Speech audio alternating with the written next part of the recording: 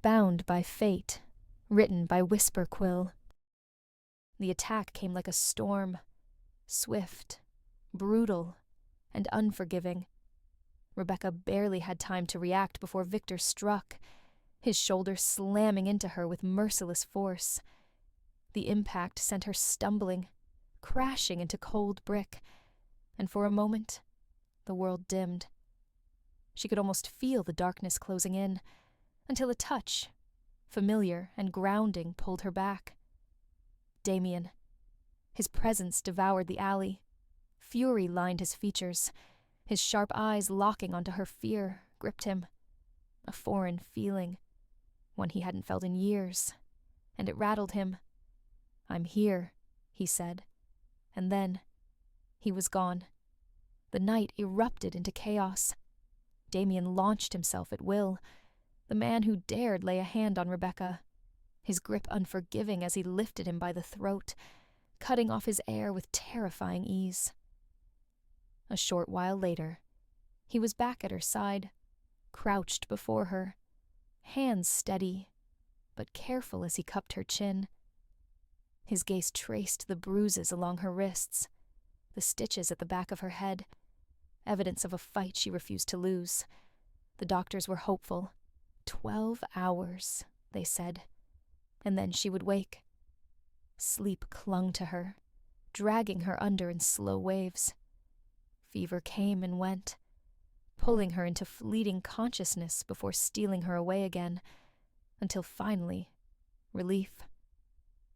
Damien watched as exhaustion melted from her features, a small smile twitching at the corner of his lips.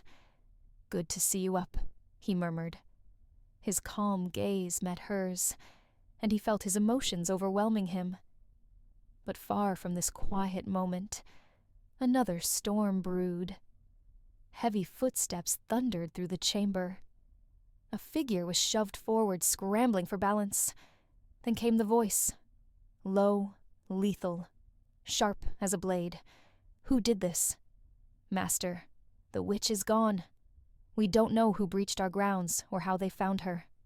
Silence stretched, thick and suffocating, then fury. "You mean to tell me that a weakened, caged witch slipped through your fingers, that no one saw a thing until it was already too late?" Terror rippled through the air, but no one dared to speak. The tension snapped with his next words, cold, final, and dripping with menace. "Find her. And when you do, bring me their head, whoever dared to do this." Austin wasn't in the best mood these days. He skipped family dinners, spent most of his time at the PAX hospital, and avoided unnecessary conversations. Living under the same roof made it impossible to shut everyone out completely, but he tried. Unlike Damien, whose house sat in a more secluded part of the PAX territory, Austin had no such escape. Avoidance had always been his way of dealing with things. If he ignored a problem long enough, maybe, just maybe, it would disappear. That belief was failing him now. Returning from the hospital, exhaustion tugged at his movements, but Chloe had been waiting. She had watched and waited for days, searching for the right moment to corner him finally. Tonight, she had her chance. With no one at home, sneaking off unnoticed would be impossible. Whether he was ready or not, she was done waiting. The moment he saw her waiting at the stairs to the main entrance, his chest swelled with warmth, relief, and maybe even guilt. Without hesitation, he hurried up the stairs, pulling her into a tight embrace. "Sorry, babe. I got held up again." His voice was soft, tinged with exhaustion. Looking up, she pouted in despair. "This has been happening for 3 days now." A weary sigh slipped from his lips as his gaze met hers. "I know. And I hate that it's been like this. You deserve better." Fingers intertwining with his, she gently led him inside. "Work keeps piling up, Chloe. I couldn't just walk away from it." Settled on the couch beside him, she studied him carefully, as if searching beyond the words he spoke. "You know I can feel what you feel. This weight you carry, it's not good for you. You can't shut me out." A soft kiss landed on her forehead before he pulled her closer, resting her against his shoulder. "You are my everything. There's nowhere in this world I wouldn't go for you." Then, after a pause, the quiet confession slipped out. I didn't feel like coming home." Her fingers smoothed out the wrinkles on his shirt, a silent gesture of understanding before she finally looked up. "I noticed," she murmured. "Tell me what's really going on." His eyes met hers for a fleeting second before he looked away. She waited patiently, giving him space to speak. But instead of answering, he leaned back into the couch, shifting as if to get comfortable. Yet, his shoulders remained stiff, his body tense, a clear sign that relaxation was the furthest thing from his mind. His gaze flickered around the living room, as if searching for something, or someone. "Where is everyone?" Chloe responded easily. "Mom and Dad are at the Williams for dinner. Alexia's in her room." She hesitated before adding, "You've been avoiding everyone lately." The words made him shut his eyes, embarrassment flashing across his face. He knew, no matter how hard he tried, he couldn't hide anything from his mate. And maybe it was time to stop trying. A weight pressed against his chest, and the words finally spilled out. "My father called," he admitted, voice tight. "He told me his decision. He wants me to be the next alpha." Silence stretched between them as shock painted across Chloe's face. Like Austin, she had zero interest in the title of Luna. They had built a life outside of pack politics, content in their bubble, a world where titles didn't matter, only purpose. Austin thrived in the hospital, dedicating himself to research, potions, modern medicine, and advancements that could help their kind survive and evolve. Chloe had carved her path, guiding younger werewolves and shapeshifters through their struggles with rage, desire, and fear. She didn't just teach control. She taught understanding and acceptance of the wild self. They were skilled, fulfilled, and at peace in the places they had chosen for themselves. And yet, Austin knew, deep down, that this was bigger than them. If things were meant to change, if his father's decision stood, he wasn't sure how well they'd survive it. Noticing the tension in his expression, Chloe spoke softly. "It's unfair, Austin." He hummed in response, eyes clouded with thought. "Father wants Damien to either settle down or give up his title. Nothing in between." A bitter edge crept into his tone. "My brother is my rock. I can't lose him over some meaningless battle for titles.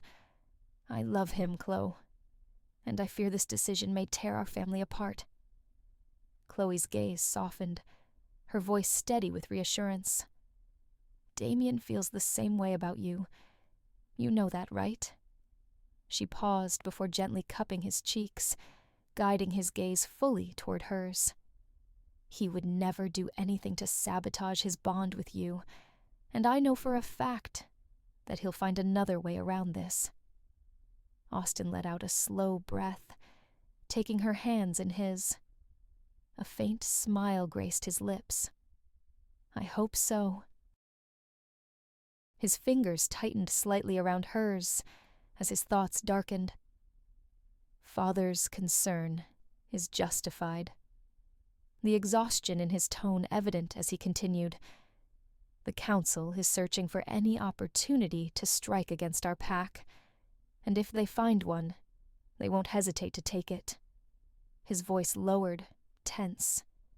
"Yesterday, the Sinshade wolves were ambushed by rogues. It wasn't just an attack. It was a full-scale assault. Their women, children, and men were captured. If they aren't forced into submission, they'll be killed. Their leader is ruthless, far worse than we thought. He's not just taking over small packs anymore. He's building an army, preparing to strike against the strongest ones in our region. His jaw tightened. Father needs Damien as alpha, but he also can't risk the council seeing any weakness. If they do, they'll overthrow him without hesitation. She listened intently, letting his words settle before slowly voicing her concern. Do you think he'd ever consider taking a second mate? Do you think you could convince him to settle down with someone else? Austin scoffed, disbelief flickering in his expression. No, Chloe. That's out of the equation. His voice softened as he exhaled. How could you even suggest that? You know him just as well as I do. Not even his destined mate could make him do something like that. And I'm only his brother. She frowned slightly. He's old-fashioned. If he doesn't find his mate, he'll spend his life alone. He admitted, leaning forward, resting his arms on his knees, and dragging his hands over his face, the stress damping his strength. I don't know how to face this. I don't have much time. What if he comes to know about it? His voice steadied, determination slipping in. I do know one thing, Chloe. Even if Father doesn't understand, I won't stand by and watch my brother be stripped of his happiness and his title. He deserves this title. He's a natural at leading. He's not always the most level-headed, but the way he carries himself, the way he handles any challenge thrown at him, I could never. She squeezed his hand gently, grounding him. You're not alone in this, Austin. We'll figure something out. Together. His chest tightened with shame. I'm sorry I kept this from you. I didn't know how to explain. She silenced him with a quiet hush, her gaze steady. I know. I felt it. You don't need to apologize. Her arms wrapped around his neck, pulling him into her embrace. He buried his face in the crook of her neck, inhaling her scent, grounding himself in her presence. I love you, she whispered. His hold tightened slightly, anchoring himself to her. I love you too. Wrapped in his mate's embrace, Austin felt a weight lift from his chest. For the first time in days, the tension eased. With Chloe by his side, he could face anything. And he would. Even though uncertainty loomed over them, they'd get through it. Together. A quiet sense of bliss settled between them as she melted into him, their bodies instinctively holding on to each other, as if neither wanted to let go. After a moment, Chloe urged him softly, Come, you need rest. You haven't been sleeping well. He looked up at her, his beautiful mate, and the way she spoke, the way her gaze held his, made it impossible to resist. Once he stood, he instinctively pulled her closer. Staring into her eyes, he weighed his words carefully, but when a smirk danced onto Chloe's lips, his brows lifted in question. Then, just as he leaned in to close the small distance between them, she shoved him back playfully before darting up the stairs. Austin wasted no time chasing after her, laughter spilling between them. Days of stress, tension, and uncertainty melted away at the sight of her being carefree, playful, his Chloe. And suddenly, everything felt lighter. Breakfast helped ease some of her tension, though the pounding in her head refused to fade. A dull dizziness clung to her, reminding her of the wound at the back of her skull. Damien had been firm, strict orders to rest, no arguments. but rest was its own kind of torment. Her mind wouldn't stop racing. The memories, the pain, and his constant presence weighed on her, leaving little room for peace. She didn't want to dwell on her mother, or that nightmare of a dream. But what else could she do? She wasn't used to relying on others, yet now she had little choice. Her body wouldn't allow her the freedom to fight back. Damien had arranged everything, staff ready to bring her anything at the push of a button. Yet he lingered, always nearby, passing by the door, knocking lightly, checking in from the threshold, sometimes stepping inside, scanning her face for any sign of fever returning. Why even assign staff when he insists on hovering like a shadow? She thought irritably. It was relentless. He was relentless. And the worst part? She didn't mind it as much as she wanted to, but admitting that was out of the question. She had lost the argument the moment she insisted she was fine. She wanted to stretch her legs, maybe walk around. But as soon as she stood, the dizziness struck. Her balance faltered, the world tilting dangerously. But she never hit the floor. He was right there. Strong arms caught her before she could fall, holding her securely. He guided her back to bed, pulling the covers over her legs to ensure she was warm. Then came his response. A single, unwavering no. And just like that, defeat. Frustration simmered within her, but the true unease came from him. The way his gaze lingered, his touch almost too gentle, stirring something she wasn't yet ready to confront. Her responses stayed clipped, distant, an effort to keep the walls between them intact, to ignore the tension building beneath the surface. But avoiding it didn't make it disappear. The words blurred on the page, their meaning slipping through her grasp as fatigue weighed her down. The book, once a welcome distraction, now felt impossibly heavy in her hands. A soft sigh escaped her lips as she let her head sink into the pillows, exhaustion settling deep in her bones.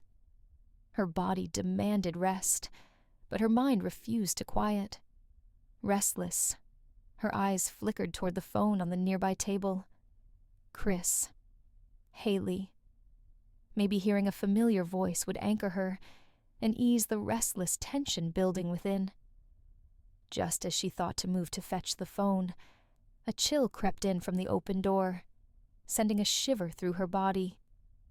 She instinctively pulled the covers higher, eyes flicking toward the ajar entrance, debating whether to get up and close it first.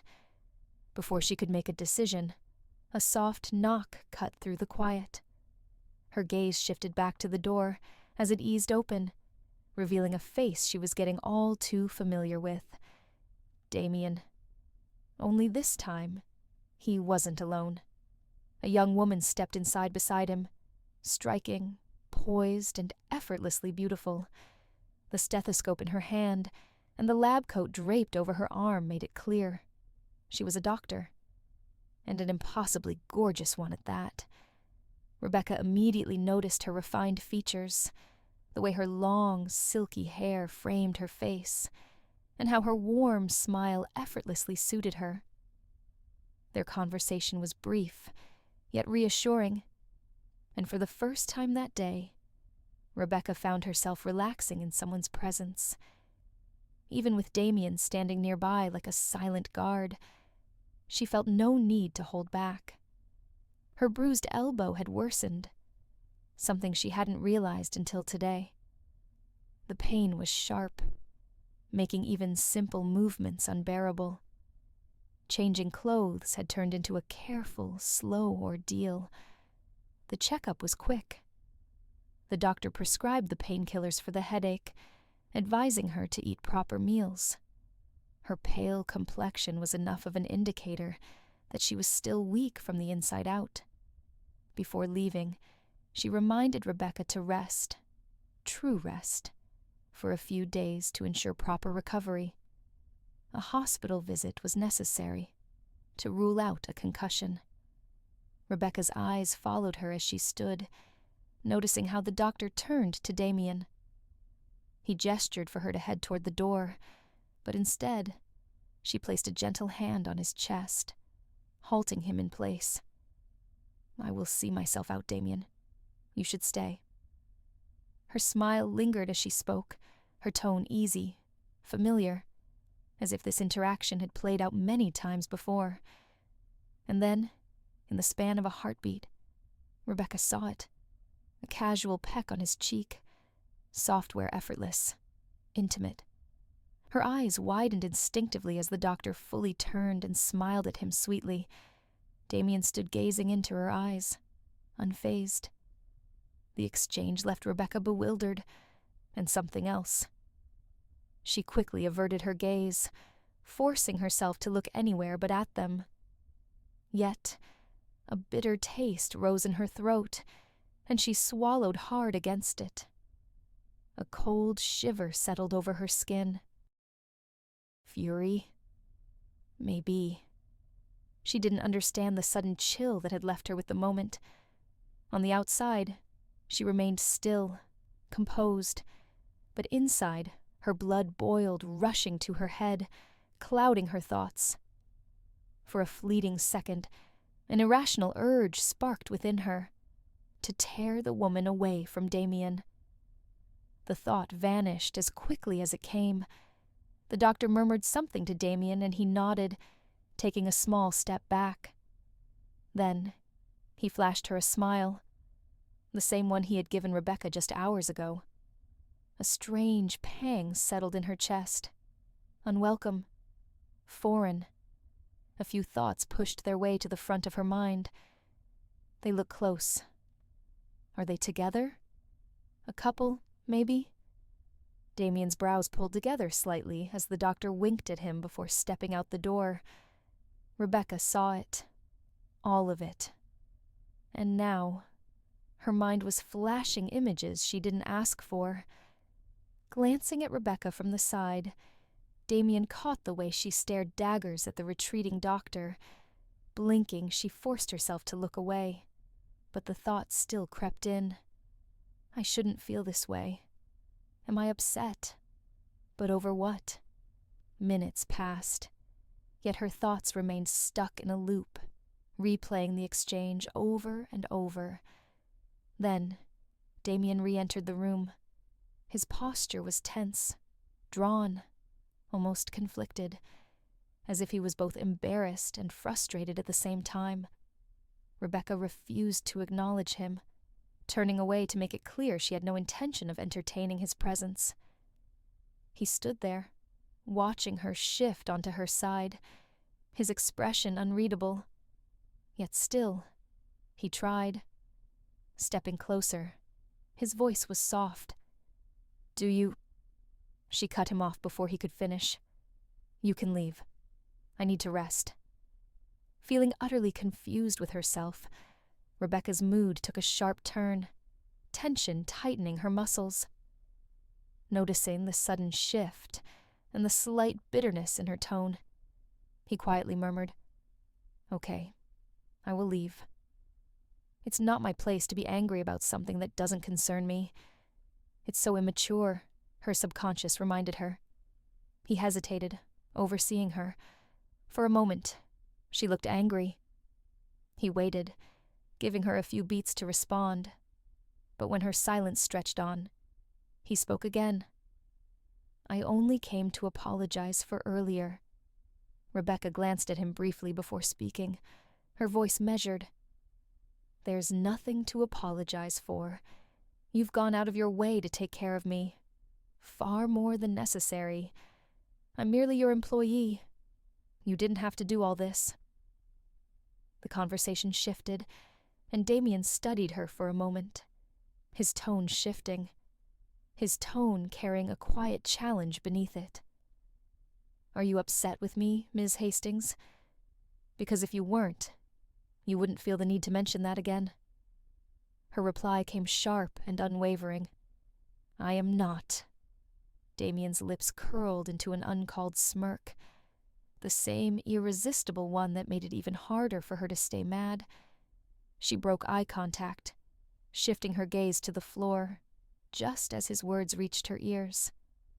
"I would understand if you were unsettled by what happened." Her eyes flickered back to his face, caught off guard. She shouldn't have done that. This is your bedroom, after all. It was out of line. Deep down, he knew his words would rattle her more, and judging by the way his smirk lingered, he was enjoying himself far too much.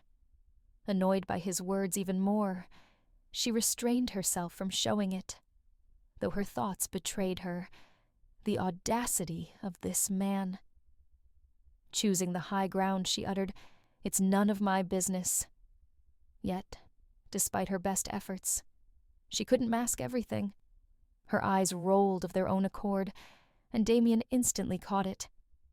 "Did you roll your eyes at me, Miss Hastings?" Embarrassment crept up her neck as she rushed to deny it. "No, it wasn't for you. She abruptly shut up before she could make it worse. Her fingers curled into the covers as she mumbled, "I don't even know who she was." Her hand fisted tightly, stopping herself from clamping a hand over her mouth. She pressed her lips together tightly, but Damien wasn't about to let it go. "I thought you didn't care." Unbelievable. How could she have said that out loud, she thought. Mortifying embarrassment gripped her just as his voice reached her again. "It's okay to admit if you are curious." His eyes gleamed with amusement, his tone barely concealing his excitement. Why the sudden interest, Miss Hastings? She scrambled for something clever, anything witty, to say before she drowned in further humiliation. Confusion twisted inside her, tangled with frustration. His presence always seemed to throw her off balance, making her act completely out of character. With a sigh of defeat, she muttered, "Fine, maybe I was curious." But before he could revel in that admission, she quickly added, "Only because she is my doctor, and you brought her here to treat me." The smirk was gone, replaced by an expression of unwavering sincerity as he finally dropped the act. "She's an old friend, and before you assume anything, no, we are not intimate." Oh, how infuriating. His direct response wasn't what she had expected, but strangely, his words washed over her like a quiet relief, settling her nerves in a way she refused to acknowledge. In a final act of defiance, she bit back, "I feel fine." "I've heard that one before. Do you need a reminder that you hit your head 2 days ago?" Frustration flickered in her tone as she snapped, "Haven't I already been doing what you asked? Does that give you some sense of control over me?" A sigh escaped him, realization settling in. Not at all. His eyes held a storm of emotions, ones she hadn't seen before. "I never intended to make you feel that way, Rebecca, but I also refuse to take any chances when it comes to your recovery." His voice softened, yet remained firm. "Please understand. I am deeply concerned right now. About you." The thought echoed in his mind, unspoken. "I already carry enough blame for not being there when you needed me. Don't add to it. Not when I'm trying to make things right." He hesitated, then added, "And I know you'll argue that this isn't my fault, but the truth is, it is." At that moment, she understood him, the way he chose his words carefully, the quiet desperation in his voice. He needed her to understand, and she did. For someone like him, opening up this way couldn't have been easy. Yet, he still did. She felt privileged these past few days, in the way he had cared for her, in the way he had been present when she needed it most. She saw it now, clearly, undeniably. Damien's voice broke the silence, a soft plea woven into his words. "Please tell me you understand that." She held his gaze, nodding, as his eyes lingered, searching, waiting. "I do," she said, a small smile creeping onto her lips. He acknowledged her gesture with a small smile of his own, the tension in his shoulders easing as he turned to leave. She whispered, "Thank you." He halted but didn't turn. A wave of emotions crashed over her, too overwhelming to ignore. She couldn't let him leave like this, not without saying what truly mattered. "Thank you for everything." A pause, a subtle shift in his posture. He lingered for a beat longer as if weighing her words. Then, without another word, he left the room, leaving her alone with the weight of his presence. The soft click of the door pulled her from her thoughts, and she let out a slow breath. I thought he was just being his usual infuriating self. I should have known he was still fixated on the blame issue. If I had realized what was going through his head, I would have kept my mouth shut. Humiliation crept in at the way she had acted. Why do I always let myself fall into these situations? She groaned inwardly. If only I could think before my stupidity smacked me in the face. Determined to put the hot topic of Mr. Damien's scar to bed before her headache staged a comeback, she sank deeper into the covers. The warmth wrapped around her, soft against the cool breeze. Slowly, the medicine took hold, lulling her into a blissful slumber. The dim lighting barely cut through the darkness, casting long shadows across the vast chamber. The air was thick with dust, the scent of aged stone and damp wood lingering in the silence. Towering pillars lined the room, their surfaces worn and cracked with time, while the high ceiling loomed above, lost in the shadows. A voice echoed through the empty chamber. "You came, Felix?" Felix stepped forward, his posture unwavering. "It's master to you too, old man." Despite his frail stance, the elder's voice remained firm. "I heard you lost your witch, master." Silence stretched between them, and the old man studied the figure standing near the door, his sharp gaze cutting through the gloom. He sat hunched over in a solid wooden chair, its surface worn smooth from years of use. The intricate carvings along its arms and legs hinted at a time when it had been grand. But now, it bore the weight of age, just like the man who occupied it. The chair creaked slightly as he shifted, its sturdy frame resisting the passage of time. Finally, he asked, "Why have you come to see me?" Felix took bold steps inside, his tone nonchalant. "If you're so up to date on my losses, then surely you know all about my victories too." He didn't wait for a response. "The Sinshade Wolves' pack is on their knees. My men launched a coordinated attack just before dawn, striking when their defenses were weakest. We surrounded their territory, cutting off every possible escape route. Their warriors fought, but they were outnumbered, their formations broken within hours. Their alpha was the last to be subdued. He resisted, but in the end, he had no choice but to surrender. By tonight, the rest of them will follow. They have no other option. Their bloodlines, their legacy, it all belongs to me now. And I'm certain the council has already been informed. They'll watch, they'll listen, but they can't interfere." The old man remained still, his expression unreadable. Then, in a voice barely above a whisper, he asked, "Do you feel victorious?" "Yes, I do, and I don't care about the witch anymore." Felix's reply sparked something in the old man. He studied him for a moment before moving to sit opposite him, his movements slow but deliberate. "I should not have risked everything to capture her in the first place."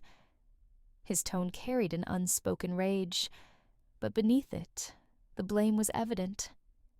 His gaze darkened as he continued, "But you were the one who made me believe she would have all the answers to my questions, weren't you?" Leaning back in his chair, the old man slowly raised a hand to pick up the steaming cup beside him. He took a slow sip, savoring the warmth before calmly replying, "And tell me, Felix, didn't you get your answers?" He let the question linger before continuing. "If I hadn't uncovered the truth for you, you wouldn't have even gotten close to her. And while she was in your captivity, you learned more than you ever expected, didn't you, Master?" A sneer curled on Felix's lips as he seethed. "I don't believe a single word that came out of her mouth.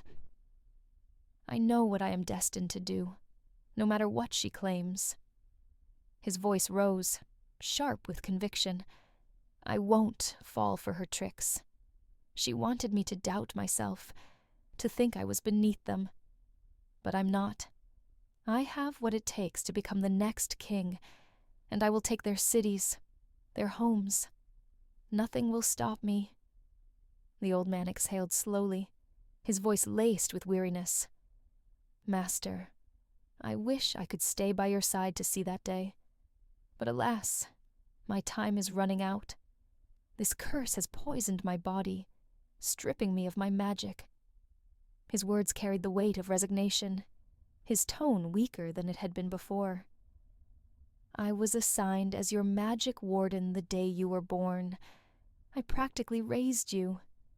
Yet we never saw eye to eye. You were always driven by a singular desire to conquer. And no matter how much I tried, I could never change that." A pause.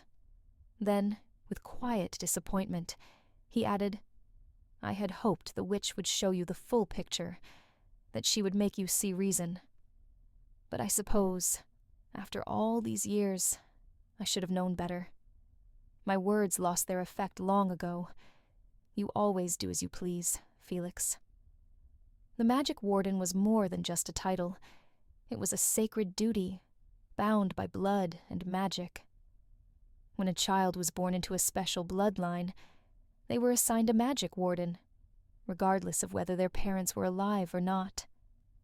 A magic warden's purpose was twofold: to protect the child and safeguard the magic within them. Not every child in this lineage was born with active magic. Some cultivated it through practice, while others never harnessed it at all. Yet, even those without active abilities carried traces of magic in their blood, linking them to both light and dark forces in ways they might never fully understand. This connection made them vulnerable, a target for those who sought to manipulate or corrupt their power. That was why a magic warden was critical.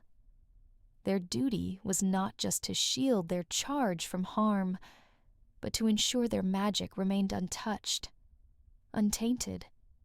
But the bond between a warden and their charge was more than duty. It was spiritual, unbreakable. Their lifelines were interwoven, meaning the child's magical essence was tied to their guardian. However, if the warden perished first, the child would remain physically unharmed. Only their magic would be left exposed until another warden was assigned. A magic warden was not merely a guardian. They were a silent force, a protector in the shadows, ensuring that the magic within their charge remained pure, untouched by the darkness that lurked beyond. Felix showed no weakness. He refused to. Yet, the warden's words echoed in his mind, twisting through his thoughts like an unshakable whisper. Doubt clawed at the edges of his resolve, but he forced it down. He knew his magic was faltering, weakening with every breath the warden took, slipping away as his guardian neared his final moments. But surrender was not an option. The council was meant to be his downfall. Fate had written it so. They had planned every step of his ruin, making sure his power never grew beyond their control. They feared him, feared what he could become.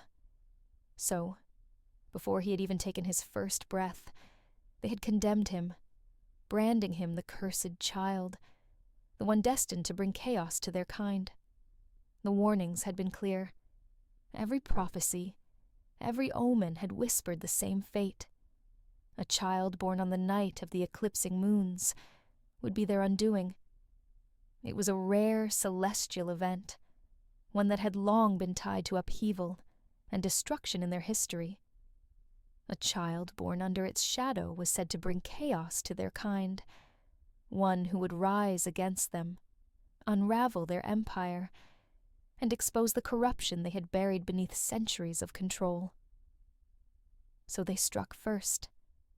They erased his name from records, exiled him before he could understand his own power, and ensured no one would dare speak of him. They twisted the truth, painting him as a threat, a villain, a mistake that needed to be erased once more should he ever return. But their cruelty didn't stop with him. For centuries, the council had ruled through fear, disguising their oppression as order. They decided who was worthy of power, who would rise, and who would be erased. They didn't lead. They controlled. They silenced anyone who opposed them, erased entire bloodlines, and rewrote history to suit their needs. Those who challenged them were either exiled, executed, or simply erased from existence. Their crimes weren't obvious, not written in blood for all to see. Instead, they were woven into the laws, hidden behind traditions, buried in whispers. And now, he had his sights on them. If he is meant to be cursed, then he would curse them in return. He would drag them into the light, force them to face their crimes and bring them to their knees before admitting defeat. He would expose their corruption, their lies, and their centuries of ruthless rule. Only then, only when the truth was laid bare, would his purpose be fulfilled. He was no savior. He was no hero. He was no villain. He was chaos. At sunrise, Rebecca pushed herself up, slowly making her way to the terrace. Leaning against the doorway, she took in the quiet comfort of the morning. Moving was easier now, though standing too long was still a challenge. The lingering lethargy of days spent in bed weighed on her limbs, making even small movements feel heavier than they should. She watched the sunrise, its golden light spilling over the horizon, chasing away the lingering shadows of the night. For a few minutes, she let herself exist in that quiet moment, breathing, feeling, simply being, before turning back. Then suddenly, dizziness struck. A pair of hands caught her elbows, steadying her before she could fall. She didn't need to look. The familiar touch sent the same shiver through her. Sitting back on the bed, she remained quiet. Her hand found his, the warmth of his palm grounding her. She curled her fingers slightly, a soft, fleeting squeeze, a silent thank you, unspoken but understood. For a moment she lingered, letting the comfort settle between them, before slowly pulling away, the absence of his touch leaving behind something she couldn't name. His voice came after. "How are you feeling now?" "Annoyed." The answer came unfiltered, as usual. His grip was strong yet careful, fingers pressing lightly against her shoulders as he guided her to stand, mindful of her balance. She looked up in surprise, taking in the sight of his disheveled hair, the heaviness of sleep still lingering in his voice as he spoke first. "You can rest in the lounge if you like." Standing this close to him sent a strange thrill through her, an awareness of the space between them, or rather, the lack of it. His presence felt grounding, yet something in her resisted stepping away. Maybe she didn't want the proximity to end so soon. Perhaps that was why she softly blurted out the first thing that came to mind. "You couldn't knock?" His response came just as softly. "I did. I even called your name twice. You didn't hear me." Confusion flickered across her face, a slow blink following as an involuntary "oh" slipped past her lips, barely more than a breath. His expression shifted as his gaze dropped briefly to her mouth, before his lips curved into something softer, something reassuring. "Tell me what you need." His words brought a frown upon her face. Somehow he understood why she was annoyed, and he was ready to be helpful. Frustration curled within her. To stop being so attentive for 1 second?" Despite her repulsive remark, his every action sent an unwelcome flutter through her stomach, making her feel like a foolish teenager. "Don't you have somewhere else to be?" His response was calm. "I am here for you, for anything you need." Softly spoken words, yet his eyes held a quiet sadness before he added, "But if my presence is unwelcome, I can have someone else take my place." Needless to say, Damien's unwavering attentiveness only served to aggravate her already troubled mind. She didn't lift her head at his question. In many ways, he had shown more interest in her than necessary, and the thought unsettled her. Her mind swirled, tangled in the weight of it all. Her mouth moved before she could stop it, words spilling out with quiet sincerity. "You've already done enough for me, Damien. I mean it." This was the first time she had ever spoken his name so casually, with such softness. It caught him off guard. Before he could respond, she added, "I've been enough of a burden on you as it is." Damien's voice carried a quiet urgency. "No, you're not a burden." For a moment, she hesitated, breath hitching ever so slightly. Then slowly, her gaze lifted, meeting his eyes. "I mean it. It's okay. You don't have to do all this." A pause. The weight of unspoken thoughts pressed against her chest, but she pushed forward. "I will get better. I am getting better. Whatever happened was an accident, and none of it was your fault. You couldn't have possibly foreseen it, so please just—" Her voice faltered. Mid-rant, she stopped, exhaling sharply before drawing in a deep breath, willing the tension in her chest to ease. "You shouldn't be halting everything on my account."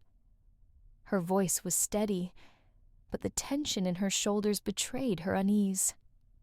She exhaled, a slow, measured breath, as if willing herself to believe the words she was saying.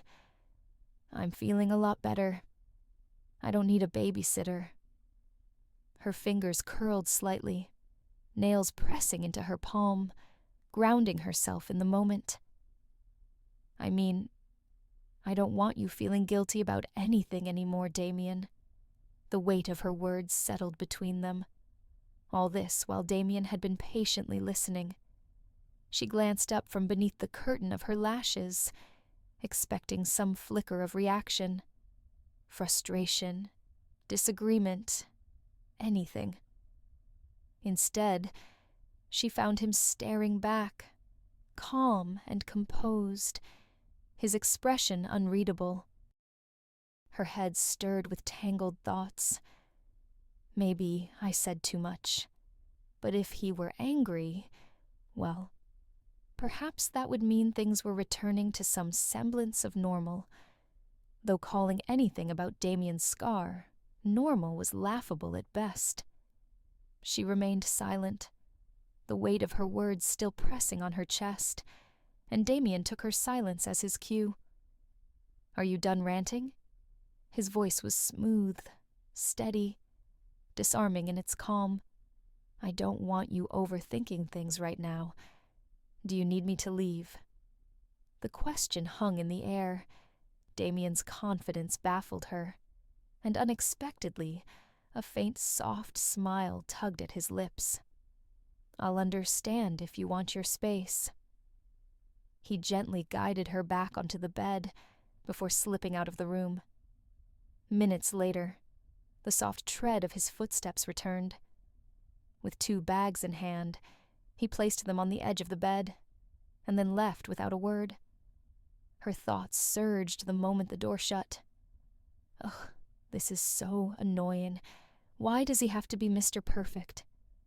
She let out a quiet breath, shaking her head as if to dispel the storm of feelings that had swelled in such a short span. Closing her eyes, she tried to force Damien from her mind and only breathed. But the tension clung to her, tight in her chest. When she opened her eyes again, the bags sat silently before her. She reached for them, only to freeze as the phone rang, sharp and sudden, cutting through the quiet.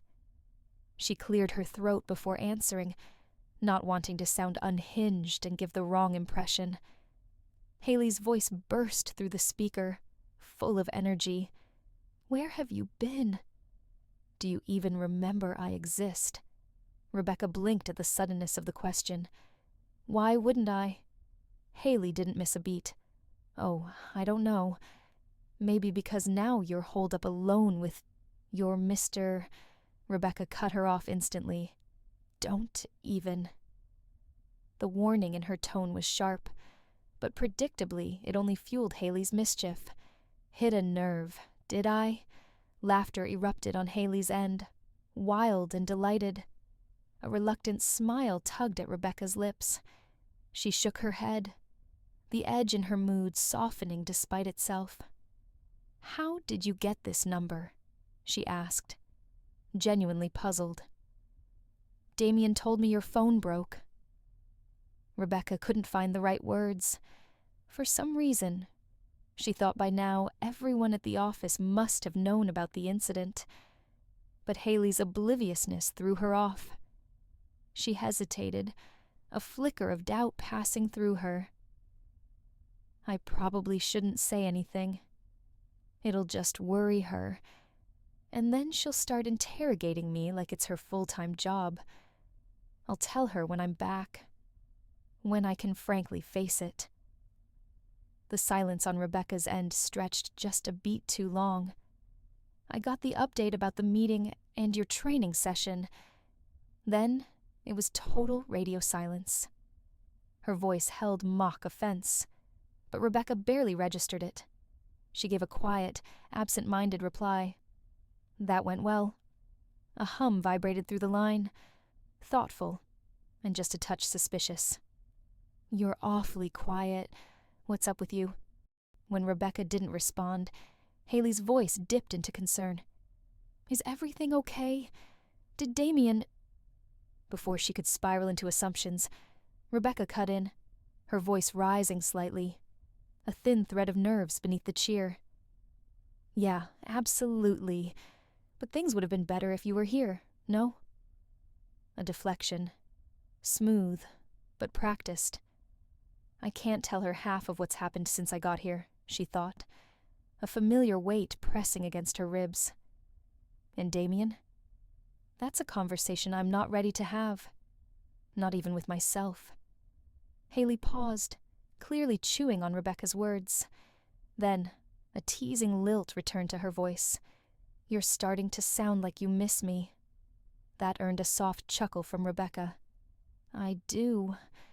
She shifted the mood, diving into stories about the new office, the friendly team, the diverse talents, the welcoming energy.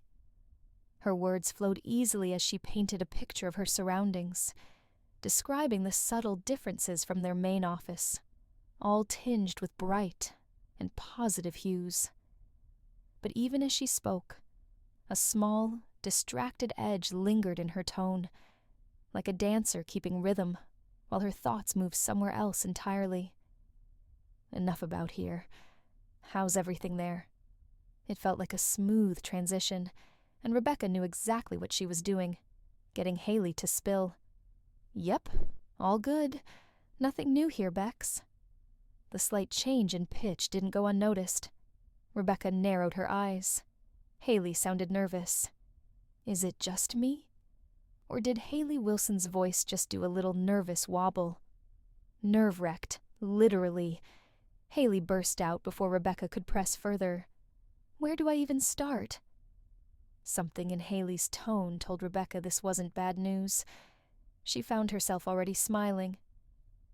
It's a long story, and I'll tell you everything once you're back. But I couldn't wait to share this part. I'm moving in with Alec. Rebecca gasped, unable to stop the excitement bubbling up. That's amazing. I'm so happy for you. She meant every word. Haley didn't need to say the rest. Not about the mark, the ceremony, the unspoken thread binding them together. That part could wait. A beat of silence passed before Rebecca gently asked, Are you scared? I was, Haley admitted, her voice soft but sure. In the beginning, I had doubts. But Alec, he's been constant. He's done everything to make sure I never question his intentions. And I don't. Not anymore. In my heart, I know he's the one. Their conversation stretched on, laughter weaving through updates, teases, and little confessions. The longer they talked, the more Haley's joy settled into Rebecca's bones like warmth after rain. By the time they hung up, nearly half an hour had passed. Half an hour of comfort, of connection, and a fleeting feeling of normalcy Rebecca didn't realize she needed. Hours had slipped by since breakfast, and with Damien nowhere in sight, a visible calm settled over Rebecca. The quiet, uninterrupted, and unfamiliar, offered a strange sort of relief. A staff member brought in an early dinner, likely sensing she'd skipped lunch. But even then, her appetite refused to return. Her gaze eventually drifted to the small suitcase near the bed. The thought of shedding yesterday's clothes tugged at her. She felt stronger now, still sore, but steady enough to move with less pain. She shifted toward the edge of the bed, intent on changing when a thought struck her. Her hand paused mid-motion. The suitcase, the inside pocket, the envelope. Moving carefully, she leaned down and unzipped the inner compartment. Her fingers found the letter, the one she'd received the day of her flight to Riverton. She hadn't opened it then. She'd barely registered it at the time, distracted by the looming dinner with the Williams.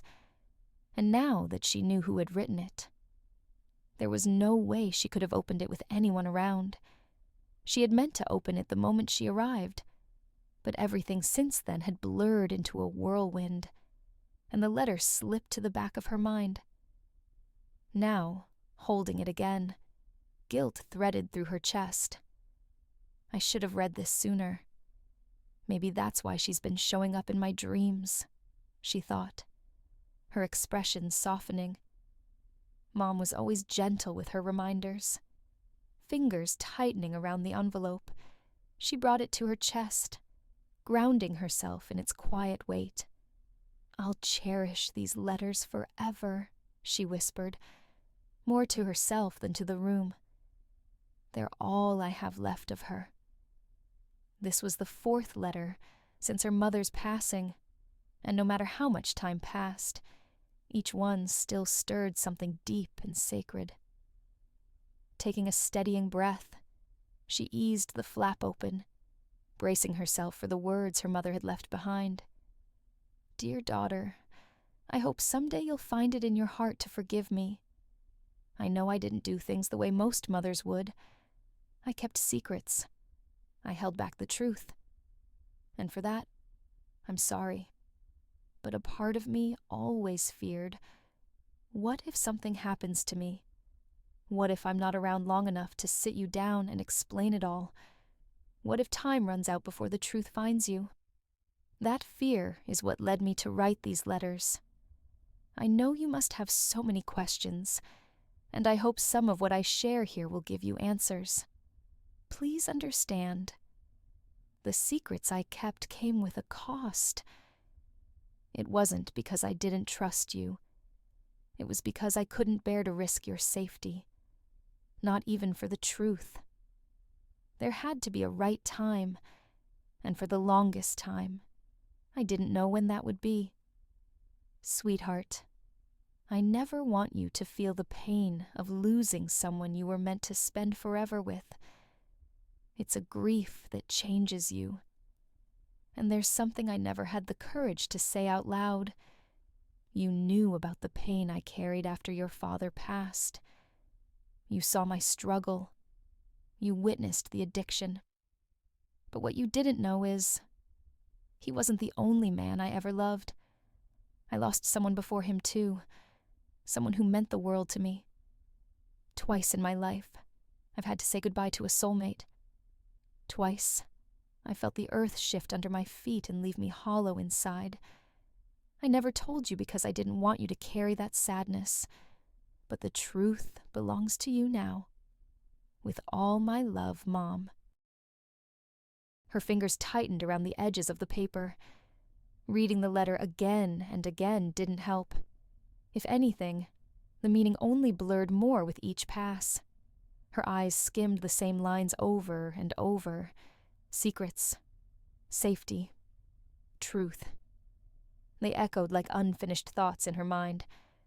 What truth could be so dangerous her mother felt the need to protect her from it, even in death? What is it that you couldn't say when you were here? What exactly were you afraid of, Mom? The letter had cracked something open, but instead of clarity, it had released a fog of questions. Her mother had loved again. That in itself was jarring. But the secrets hinted at something far deeper, something beyond heartbreak. She clutched the paper, struggling to bridge the tender sorrow of her mother's grief with the guarded caution laced between every line. And suddenly, the silence in the room felt heavier than before. Too exhausted and frayed to think, Rebecca sank into the bed, the fabric cool against her skin. A single tear slipped free, trailing down her cheek, and she made no move to stop it. Don't cry. Don't cry. The words looped through her mind like a broken chant, her breath hitching each time the sobs threatened to escape. She curled inward, palms pressed to her face, the world closing in around her as she sank deeper into the mattress. Minutes passed, silent, heavy. Then came the deeper breaths, deliberate and shaky, anchoring her back from the edge. Slowly, her thoughts dulled, frayed from the crying and the letter and everything she could no longer hold together. Too tired to open her eyes. She didn't know if it was real or imagined, just the trailing fingers of a dream. But Damien stood at her bedside, unmoving, watching her face. The dried streaks of tears hadn't escaped him. Quietly, gently, he leaned down, brushing them away with the softest sweep of his thumb. A stray strand of hair had fallen across her cheek. He moved it aside, fingertips lingering for a second longer than necessary. She stirred but didn't wake, and he exhaled in quiet relief, grateful she hadn't opened her eyes to find him leaning over like some ghost with a guilty conscience.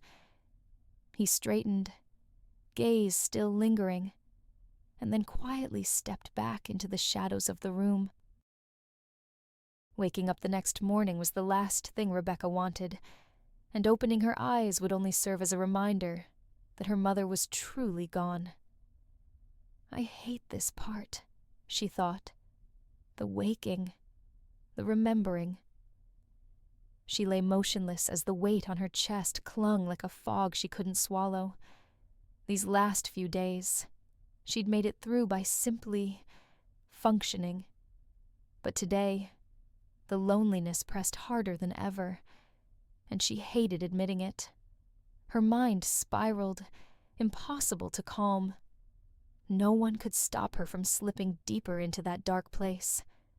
Eventually, her eyes slowly opened, and for a few long minutes, she just lay there, her gaze fixed on the ceiling as she quietly begged herself not to fall apart. Letting her pain show didn't come easy to her. It never had. But this morning, it was hard to pretend. And then the memories came rushing in, uninvited.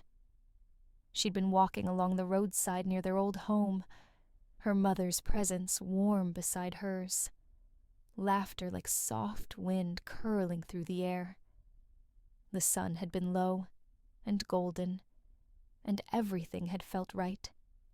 It was the last day that had ever felt perfect. She remembered stepping onto the porch and seeing her father there, watching them with that quiet smile, that deep, unshakable love in his eyes. She used to believe no man could ever love a woman the way he loved her mother. And no matter how much the world around her changed, that belief had never left. Her dad had decided to cook lasagna as a surprise for their anniversary, and Rebecca had been given an important mission to keep her mom out of the house long enough for him to finish. It was their ongoing joke on how her father was talented at nearly everything except cooking. He never liked hearing that, and took it as a personal challenge. That evening, he was determined to prove otherwise. But later that night, everything changed when the sound of sirens filled the air. Even now, the image was burned into her memory. Her father, pale and unresponsive, being strapped onto a stretcher and hurried into the back of the ambulance. That night stretched into something endless. She and her mother had paced the hospital corridor for what felt like hours, waiting, hearts clenched, while the doctors ran test after test, their expressions unreadable. Her father's medical reports arrived days later. 4th stage blood cancer. The words alone had the power to crack whatever strength her mother had left. And as weeks passed, she began slipping, losing her grip on the sobriety she had fought so hard to maintain. His condition worsened quickly. There was nothing she or her mother could do except be near him, offering quiet comfort and holding on to the moments that still belonged to them. He remained kind, gentle, brave, and he loved them with everything he had until the very end. But that time blurred for Rebecca now, just a tangle of hospital visits, sleepless nights, and whispered reassurances that never felt like enough. Months after the second diagnosis, her father was gone, and with his absence came the silence that Rebecca and her mother were left to carry.